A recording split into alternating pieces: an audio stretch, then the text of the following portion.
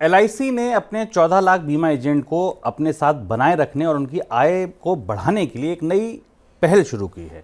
इसका नाम दिया है जीवन समर्थ। इस पहल का उद्देश्य दरअसल ग्राहकों को तेजी से बढ़ती ज़रूरतों को पूरा करने के लिए बीमा एजेंट्स को और ज़्यादा अधिक तैयार किया जा सके। सर, ज़रूरत पड़ क्यों रही है? एलआईसी के एजेंट का तो बहुत बड़ा नेटवर्क है, फिर अब उसको झाड़ पोंछ के उसके सक्रिय होकर उसको इतना तैयार करने की ज़रूरत क्यों पड़ रही है? एलआईसी के एजेंट उसकी सबसे बड़ी वर्कफोर्स हैं, सबसे बड़ी सेल्स फोर्स हैं। इतनी बड़ी ताकत भारत में किसी दूसरी बीमा कंपनी के पास नहीं है। हम आपको बराबर बताते रहें कि एलआईसी मार्केट में लिस्टिंग के बाद और आईपीओ लाने के बाद अपने कामकाज के पुनर्गठन की प्रक्रिया में लगी हुई है। एलआईसी की तरफ से इस बात का संकेत दिया गया था कि वो हेल्थ इंश्योरेंस कारोबार में उतरेगी और इसके लिए उसे जो यूनिफाइड सर्विसेज का लाइसेंस है वो लाइसेंस दिया जाएगा, जिसकी तैयारियाँ शुरू हो गई हैं।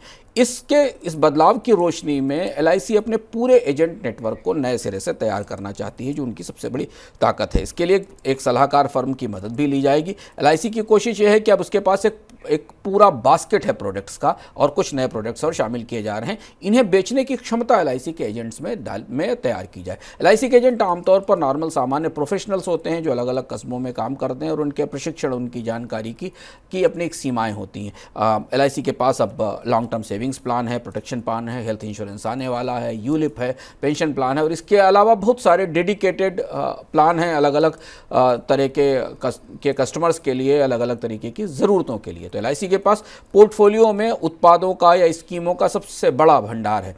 उन्हें बेचने के लिए एजेंट्स को और ज़्यादा तकनीकी तौर पर दक्ष और प्रशिक्षण देने की ज़रूरत है। दूसरी चीज़ ये कि एजेंट नेटवर्क, एलआईसी का एजेंट नेटवर्क हमेशा निजी कंपनियों के लिए ईर्ष्या का विषय रहा है।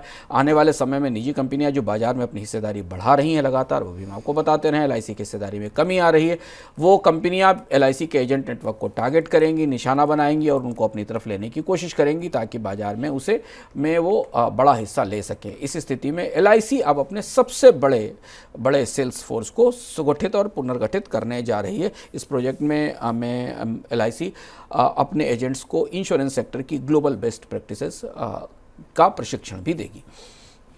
रिलायंस जियो इंफोकॉम के मोबाइल टैरिफ बढ़ाने और 5G कारोबार का मोनेटाइजेशन करने की दिशा में आगे बढ़ने से इस बात के संकेत मिल रहे हैं कि रिलायंस जियो आईपीओ लाने की तैयारी कर रहा है। ये भारत का सबसे बड़ा आईपीओ हो सकता है।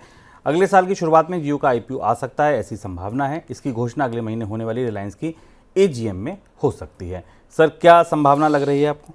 रिलायंस का जियो संभावित आईपीओ है जो कि रिलायंस से आ सकता है। हाल में जेफरीज की एक रिपोर्ट आई थी, जो रिपोर्ट हाल में जब जियो ने अपने 5G के टैरिफ बढ़ाए थे, 5G की दरें बढ़ाई थी और ओवरऑल टैरिफ बढ़ाए थे और 5G को लेकर नई योजनाएं घोषित की थी। उसके बाद जेफरीज ने अपनी रिपोर्ट में जियो का वैल्यूएशन करीब $133 बिलियन एसेस किया था, जो करीब 11 लाख करोड़ 11.11 लाख करोड़ रुपए बनता है। इस वैल्यूएशन पर जियो भारत की सबसे बड़ी टेलीकॉम कंपनियों में एक दिखाई दे रही है जेफरीज के इस आंकड़े के हिसाब से।